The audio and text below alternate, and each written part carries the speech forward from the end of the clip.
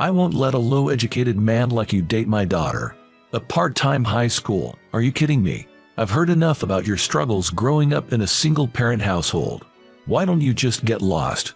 You're an eyesore."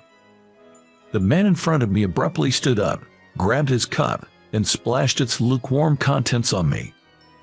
It wasn't hot enough to burn, but it tore apart the last shreds of my pride. "I'm truly sorry." Somehow mastering those words, I pushed myself and staggered out of the room. She didn't follow me. Filled with this bitterness, I dedicated myself wholeheartedly to working harder. Years later, when I ran into my now father-in-law, who was an attorney, I could have never predicted what would unfold. This is the story of my life's turnaround. My name's Matthew.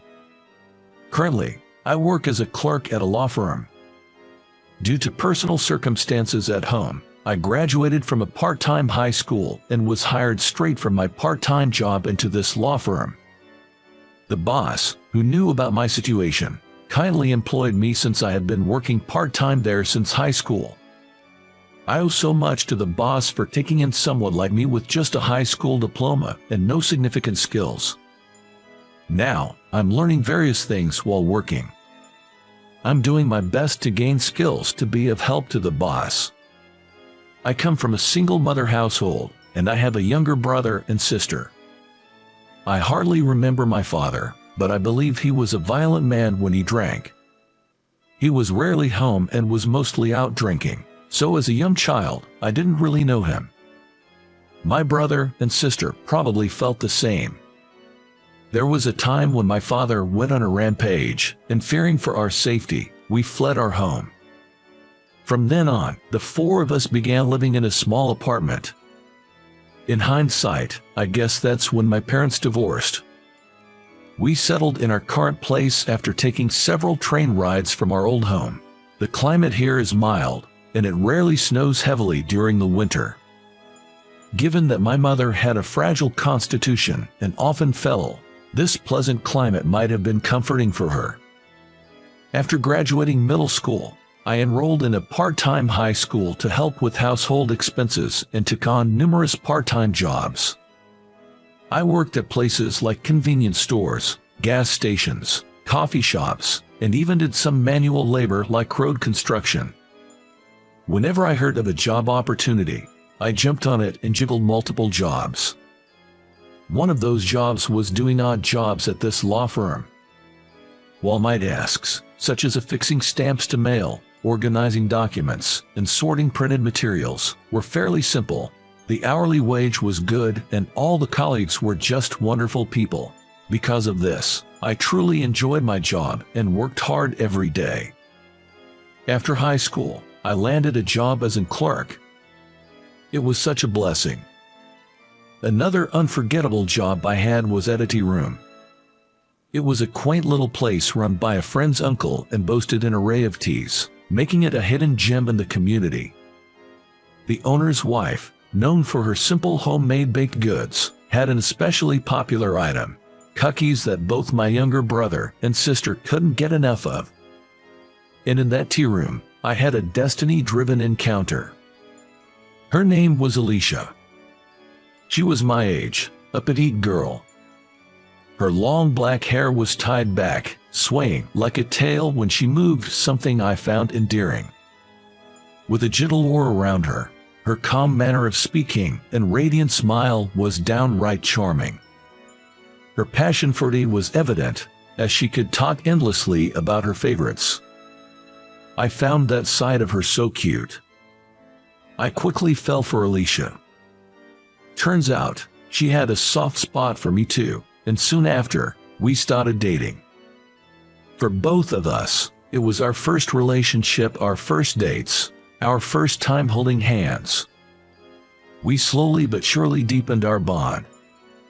Upon graduating high school, I secured a job at a law firm and had to leave my part-time job.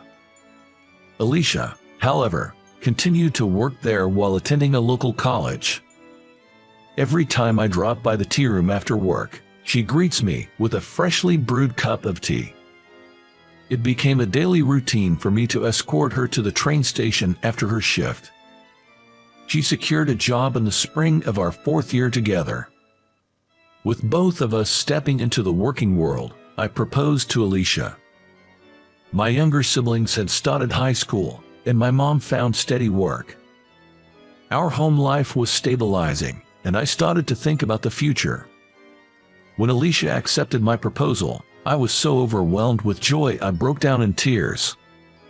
It felt too good to be true, almost frighteningly so. But our bliss was soon to be tested. Alicia came from what you might call an old money family, with a lineage of politicians and lawyers. Her grandfather had been a city councilman, and her father was a lawyer. Being the only child, she was doted upon. I was taken aback when I found out about her family's prominence, but she reassured me with a laugh, saying it wasn't a big deal. My folks are just overprotective and tend to spoil me. They wouldn't object to anyone I chose to be with. It seems that she talked about me quite often to her folks. Feeling a touch of anxiety, I was heading to her parents' place, even though she assures me it's okay, telling me with sparkling eyes that they always listen with smiles on their faces. Her residence was a large, traditional-style home, enclosed by a grand fence in a quiet suburban neighborhood. Though I'd always dropped her off at the train station, I'd never seen her house before. She'd always turned down my offers to take her home, saying that a car was already coming to pick her up from the station. Seeing the splendor of her house made me reflect on the small apartment I shared with my family. I couldn't help but feel our worlds were so different, intensifying my anxiety. It's old and a bit embarrassing. Saying that, she walked through the gate, but all I could do was shake my head. The person who greeted me was her mother. Her gentle and warm smile was so much like Alicia's that I could definitely see the family resemblance. "My name's Matthew. Nice to meet you." As I bowed and introduced myself, her mother smiled softly and led the way. "My husband will be a bit late from work. I hope you don't mind waiting for a bit." "Oh, it's all right." I was led to a traditional living room adorned with beautiful American paintings and what looked like an expensive vase. She served tea for us. The atmosphere around Alicia and her mother was so similar. Both radiated a calm and gentle aura. Suddenly, the sliding door opened, and a stern-looking man walked in. Without saying a word, he took a seat next to the mother. From the way she served him tea without any introduction, I deduced he must be her father. Hello, my name's Matthew." I straightened my back and bowed deeply. However, he just glanced at me and didn't say a word. Confused, I looked at Alicia, and she seemed equally bewildered, shifting her gaze between her father and me. Amid the silence, the first to speak up was the mother. "Matthew, please look up. Honey, what's going on?" Trying to mediate the situation, the mother raised her hand to intervene, but the father began to speak. "Was it Matthew? Alicia told me she wanted to introduce you to us. I hope you don't mind, but I did a little digging." "What? What does he mean by digging?" "While I can't exactly puff out my chest and boast about my life, I haven't done anything wrong, and committing a crime is totally out of the question."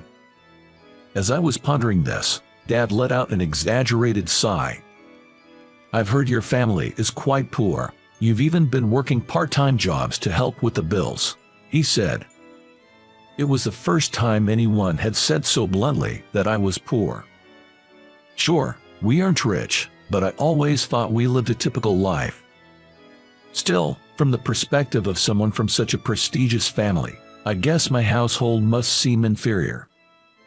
Dad continued, "I want Alicia to have a life that's more than just average happiness. That's a parent's heart. Someone broke like you is out of the question." I was deeply shocked by those blatant and malicious words. Seeing my reaction, Dad smirked. It was clear as day that he was trying to corner me even more. "You only graduated from a night high school and didn't even go to college. What kind of job can a high school grad get? What kind of qualifications can you earn becoming a lawyer like me? Dream on. I want Alicia to marry a man even more respectable than me. You're not even in the running." Alicia looked as stunned by her dad's words and seemed at a loss for what to say. I was so shocked, I couldn't even lift my head. I won't have my daughter marry an undereducated man like you. Are you making a joke by just graduating from a night school? I've heard enough of your sob stories about growing up in a single-parent home. Why don't you just scram? You're an eyesore. Dad abruptly stood up and, in his rage, grabbed his teacup and splashed its contents at me. Thankfully, the tea was lukewarm, so I didn't get burned. However, my already fragile pride was now completely shattered. I'm sorry. I somehow managed to utter those words, forcing my trembling legs to carry me out of the room. She didn't come after me. That night, I received an apologetic message from Alicia. She expressed her apologies and mentioned wanting to meet and talk, but I replied that I couldn't see her again. After being berated like that, I didn't feel I could sit down and have a calm conversation with her. My self-esteem was in tatters, and I felt like anything said to me would just make me feel even more insignificant. I couldn't find a way to measure up to her father. Marriage seemed impossible. In the end, we chose to part ways. And then, 10 years flew by. 10 years later, we were both 32. I'm still working at the same law firm. I've gotten my national certification, and the busy days have helped me forget the past. I hadn't been in touch with Alicia since that day. I heard she got a job and moved out of her parents' home. By the third year, she had been transferred out of state. I couldn't bring myself to respond to her messages. Yet, I still can't forget her. I feel I might never be able to love someone else for the rest of my life. Trying to escape those thoughts, I've immersed myself in my work. Matthew, if you are going to the courthouse, could you drop off these documents for me? A senior lawyer called out to me as he was about to leave. Today, I was scheduled to accompany the director to the courthouse. At the request of a senior colleague, I readily agreed and took the car keys. The director is like a second father to me. I've been under his wing since high school, so no matter how hard I try, I can't outshine him. He's always smiling and is a great personality, but I heard from a senior colleague that in his younger days, he was known as the Demon Nash. Even though I've been working here for 10 years, I'm still at the bottom of the pecking order in the office. That's why, when the director goes out, I often accompany him, acting like a secretary. Though it's not really my job anymore. When we arrived at the local court, similar to a county court, I parted ways with the director to deliver some documents a colleague had entrusted me with. These are probably documents for the next trial. Given the rush, today might be the deadline. After submitting the documents, I was heading to the restroom when I spotted a familiar face. I thought I might be mistaken for a moment, but it's a face I couldn't forget. He, seemingly an authority figure, was walking towards me. I tried not to make eye contact and nodded while looking down. But that man, Alicia's father, stopped right in my path. Well, aren't you the overconfident guy who proposed to my daughter despite having no college degree? I had hoped he hadn't recognized me, but I was wrong. I remained silent, keeping my head down. What are you doing here? If you're being sued, do you need my help? Someone like you, without an education, probably knows nothing about the law, right? Alicia's father sneered, suddenly changing his expression. It was a look of pure fury, so sudden it sent chills down my spine. You said something to Alicia, didn't you? Ever since that day, she's stopped listening to me. She was always such a good, obedient girl, but now it's as if she's under a bad influence. I have no idea what you're talking about. I haven't been in touch with Alicia since then. Your accusations make no sense to me. Oh really? Do you think you can just brush me off like that? Listen here, lowlifes like you can't even hold a conversation with sophisticated people like Alicia and me. Know your place and cower in it. Never show your face around me again. That might be a little difficult for you. Out of place, A laid-back voice echoed in the area, and the person who appeared was Director Nelson. "Oh, Mr. Nelson, why are you here?" The one who exclaimed in surprise appeared to be Alicia's father's boss. Shocked, he bent forward in a right angle to greet the director. "This is a courtroom, right? Isn't it normal for attorneys like us to be here?" The director, laughing, addressed the boss, while Alicia's father looked on in disbelief. "Oh, come on. Haven't you also served as the president of the Bar Association? You're a giant in the legal community, aren't you?" "Well, it's just that I've been around long enough to be known by many. Being an attorney, it's only natural to come to a courtroom, right? More importantly, what's up with our Matthew?" Director Nelson gave me a light pat on the shoulder and looked towards Alicia's father. His face was smiling, but his eyes weren't. I knew that look all too well, having worked alongside him for many years. When he made that face, it usually meant he was upset. "Matthew here is my protege. He's a top-notch lawyer." "What? A lawyer? But didn't you only graduate from an evening high school?" Alicia's father looked at me with an incredulous expression. I simply nodded in confirmation. That was the case 10 years ago, but thanks to Director Nelson's guidance, I was able to become a lawyer.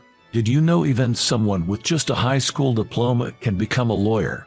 On my suit, there's a liar's badge, but it seems Alicia's father didn't notice.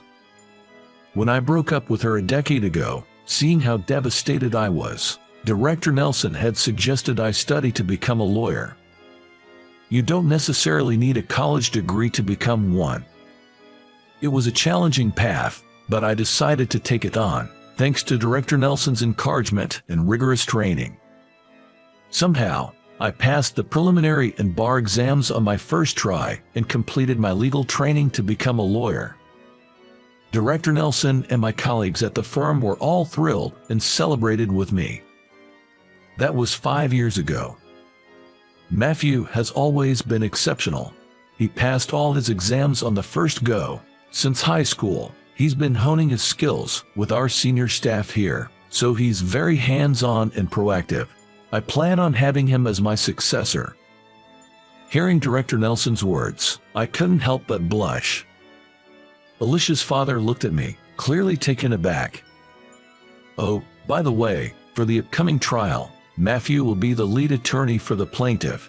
I believe you're representing the defendant, aren't you? It'll be interesting to see how this plays out, won't it?" Director Nelson said with a sly grin. His villain-like demeanor made me smile too. I've been mentored by this man for over a decade, so there's no way I'm backing down. I'm determined to show I can beat even the best lawyers out there. Seeing our confidence, Alicia's father turned pale. His boss was even trembling. "Well, see you around." With that, we left the scene. Since then, it had been a whirlwind of preparations for the trial. This time, it was a divorce case. Although mediation was attempted, the husband, the defendant, wasn't satisfied, taking the case to court. From our side, the main issues were securing the divorce and claiming alimony. The wife, our plaintiff, was resolute in her desire for divorce and had amassed a lot of evidence pointing to infidelity and domestic violence. The contents of the medical report submitted were so shocking that I found myself grimacing, and I was determined more than ever to win. On the day of the trial, I reassured the anxious plaintiff. "Don't worry, you're not fighting this battle alone." But, of course, I'm not fighting this alone either. I'm always being helped by my colleagues and staff at the office. That's why I truly believe there are people standing behind me, supporting me. Isn't it the same for you? You've mentioned that your kids, your parents, and even your friends are all cheering you on, haven't you? Let's give it our best shot, together. Yes. And so, we took on the case and came out overwhelmingly victorious. The husband's arguments were all over the place, lacking any sincerity. Using that to our advantage, we were able to win the desired alimony of $30,000. Of course, the wife was granted custody. Child support was set at $1,000 monthly, and a lump sum payment was agreed upon until the child reaches adulthood. Everything went as we hoped. After hearing the verdict, the defendant hung his head in dismay. It seemed like Alicia's father was suggesting an appeal, but not wanting to endure any more humiliation. The trial was concluded then and there. "Hey," someone called out as we were leaving the courthouse. I knew there was only one person who would call out like that in such a high-handed manner, and sure enough, it was Alicia's father, glaring at me. "Don't get too cocky. So what if you're a lawyer? Without a proper education, you're never going to make it big.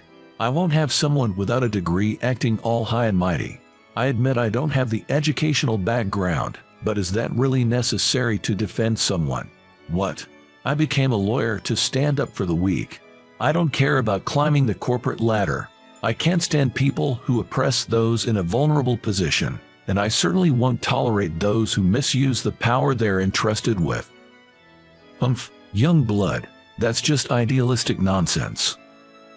Maybe, but it's something I believe a lawyer should never forget. "You insolent man. I can't even deal with you." With that, Alicia's father stormed off. To suffer such a defeat after looking down on his opponent must have been a huge blow to his pride. Reflecting on it, I felt a bit vindicated about my past decisions. A few days later, an unexpected visitor arrived at the office. "Alicia, it's been a while." Alicia, still as beautiful as ever, smiled, though she appeared a bit worn out. Alicia came to discuss something about her parents. The clerk who heard the conversation informed me of this. About her parents. When I asked that, Alicia, with tearful eyes, pulled out a few photographs. In them was Alicia's father. The man in the pictures was seen getting intimate with a woman other than Alicia's mother. There were multiple photos, all with different settings and outfits, suggesting potential evidence of infidelity. My dad used to dote on me and my mom, almost smotheringly, treated us like birds in a cage. I only realized something was off about 10 years ago. Up until then, I thought it was normal, but something happened that made me realize his thinking was twisted, and I left home. But it seems like over these 10 years, with me gone, my mom has been even more controlled by him. She rarely leaves the house and spends her days being berated by him at home. She used to love going out, but now she's afraid of upsetting him. Can't we get them divorced? At this rate, my mom will break. Saying this, Alicia became too emotional and began sobbing into her handkerchief. "I'm sorry, but without the person directly involved, please, can't something be done?" At the clerk's words, Alicia kept bowing her head. In matters of divorce, the person's intent is paramount, and there's limited room for family to intervene. But considering the circumstances, I wanted to help. It's not just because of Alicia, but it's also sort of a professional ethic of mine as an attorney. "Can we get your mom on the phone?" At my words, Alicia quickly looked up. Her eyes, now bloodshot, widened, and she hurriedly pulled out her cell phone. "I can. Right now." "All right then, please go ahead." She then set her phone to speaker mode, and I listened to her mom's voice. The voice, in stark contrast to my memory from 10 years ago, sounded utterly drained. "Divorce? I haven't thought about that. Thank you for your concern. But Mom, you see how Dad's behavior is off, right? That's not love. It's just control. I know you've protected me from Dad. I know you held him back when I left home. I promise I'll protect you now. So please, can we run away together?" From the other end of the phone, it sounded like Alicia's mother was crying. All I could hear were her sobs, so I spoke up. "I'm Matthew, an attorney. Divorce is extremely challenging. I can't necessarily recommend it. If your husband changes his ways, that would be best." "There's no way that's gonna happen," Alicia exclaimed. "I agree. That person probably won't change their deeply ingrained opinions after all these years. However, if you truly want to run away, it's a different story. If you're too frightened to speak up because of your husband, let me handle it. That's what lawyers are for." I felt Alicia's gaze on me. On the other end of the phone, Alicia's mom gave a small yes. Jess, thank you. With that, I was decided as her representative. Immediately, I had Alicia and her mom evacuate to a hotel out of state, because we didn't know what kind of treatment we'd receive again. I promptly sent a certified letter to Alicia's dad, proposing divorce negotiations. Of course, it included the evidence of infidelity that Alicia had brought. Probably right after he got it, Alicia's father called, furious. What's the meaning of this? Is this some kind of revenge? What have you done? Where are they? This isn't revenge. I've been officially asked by her wife. Those photos were prepared by her daughter. They both don't want to see you anymore, so I made the proposal as a representative. This is a marital issue. We'll settle it between us.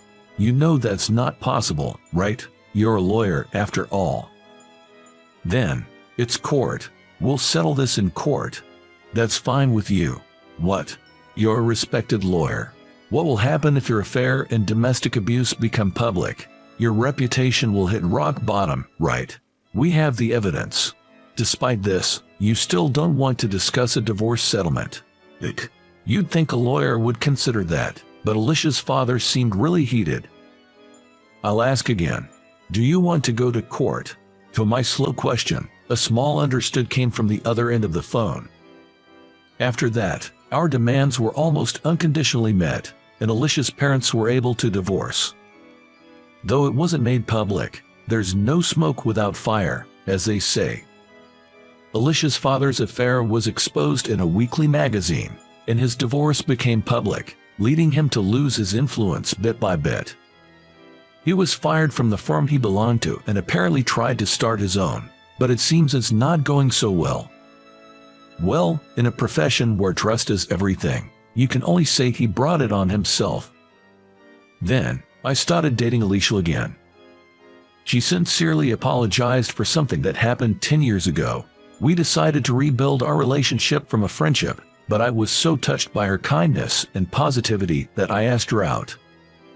Fast forward a year. We were both staring at a piece of paper. This is the most nervous I've ever been. It's okay. I got us 3 copies, just in case. As I shook from nerves, Alicia pulled out another copy of the same paper that was on the desk. It was a marriage registration form. After all the twists and turns, we decided to get married. I couldn't forget about Alicia for those 10 years, and apparently, she felt the same about me. We're both getting on in years, so we decided to make it official sooner rather than later. For our witnesses, we chose the owner of the cafe where we met and Director Nelson. Once it's submitted, we'll officially be a family. Are you sure you want to live with my mom? Alicia asked. We decided to live with her mother. She's slowly been regaining her health since then, but we felt we couldn't leave her alone given her occasional bouts of instability. She's your beloved mom, right? She's just as important to me. Thanks. Don't worry about my family. I've got siblings, and my mom says she's enjoying her life on her own. My mother, who used to be frail, is now in high spirits, going on solo trips and joining local choirs. My brother and sister each have their own families and are living happily. Suddenly, I looked up at the sky. It was a clear day with not a cloud in sight. Being able to submit our marriage registration on such a day, I feel truly blessed. I'm so happy. I couldn't help but voice my feelings. I used to struggle just to get by and couldn't really feel happiness, but now I have the person I love right by my side. Everyone around me lives with smiles on their faces, making those tough days seem like a lie. Back then, when Alicia's father scolded me harshly and threw his tea at me, I felt so humiliated and sad, but in a way, I think that experience led me to the life I have now. If I hadn't been so put down then, I might never have aimed to become a lawyer. I might not have put in the effort to get to where I am now. Maybe, in a way, I could even think of him as a benefactor. But still, I can never forgive what he did. You can't always say hard work pays off, but I can definitely say I'm glad I worked hard back then. It might be hindsight, but I'm happy now. Beside me, my girlfriend laughs. I smile back at her and tightly squeeze her hand.